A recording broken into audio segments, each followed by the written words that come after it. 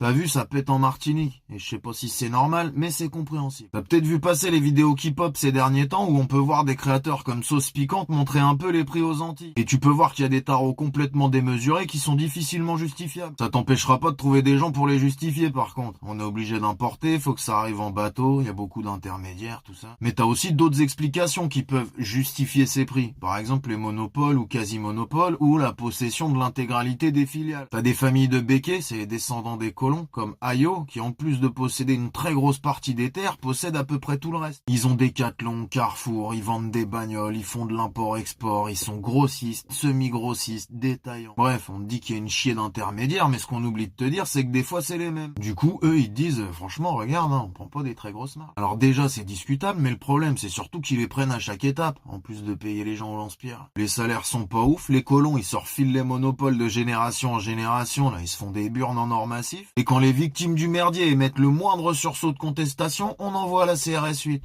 Les plus malins de la bande. Là. On envoie ceux qui réfléchissent le moins et qui tapent le plus fort pour cogner sur des gens qui ont la dalle. Et évidemment, les Martiniquais, ils se laissent pas faire. Tu ferais quoi, toi? Les types qui arrivent en armure pour t'expliquer à coups de tonfa que les manifs, ça se fait en file indienne et sans crier trop fort, si c'est pas qu'une réponse violente de plus de la part de la force d'occupation, c'est quoi? Tu crames une poubelle pour faire savoir que malgré le fait que tu te butes au taf pour un descendant de colon consanguin, t'arrives pas à nourrir tes gosses pendant que lui il récupère d'une main ce qui t'a difficilement donné de l'autre. Et en réponse, le pays qui t'a colonisé, et qui te colonise encore même si c'est fait différemment, il t'envoie ses gros bras pour te faire rentrer dans le crâne que la seule méthode autorisée, c'est celle qui marche pas. Si tu crois vraiment que la CRS 8 c'est une réponse juste, ça fait déjà de toi un sac à merde, mais si en plus tu crois que ça va suffire, ça fait de toi un sac à merde optimiste. Alors j'incite personne à tout cramer, je suis pas sur place, je connais la capacité de répression de l'état colonial et puis c'est pas sur moi qu'ils vont tirer. Je suis personne pour dire quoi faire aux gens qui souffrent et c'est pas encore des blancs métropolitains qui vont distribuer les bons ou les mauvais points. Mais je peux t'assurer qu'il y aura pas une once de jugement de ma part sur les méthodes d'action employées par les contestataires. Tu crois vraiment que les gens y crament tout par plaisir? Tu crois vraiment que quand t'as la dalle t'es persuadé que c'est un tas de sang qui va te remplir le bide? C'est une finalité pour personne. Tu veux éviter le sang et les flammes? Fais l'effort d'essayer de comprendre ce qu'on essaie de te dire. Et puis détends-toi, ils ont juste demandé de quoi pas crever de faim.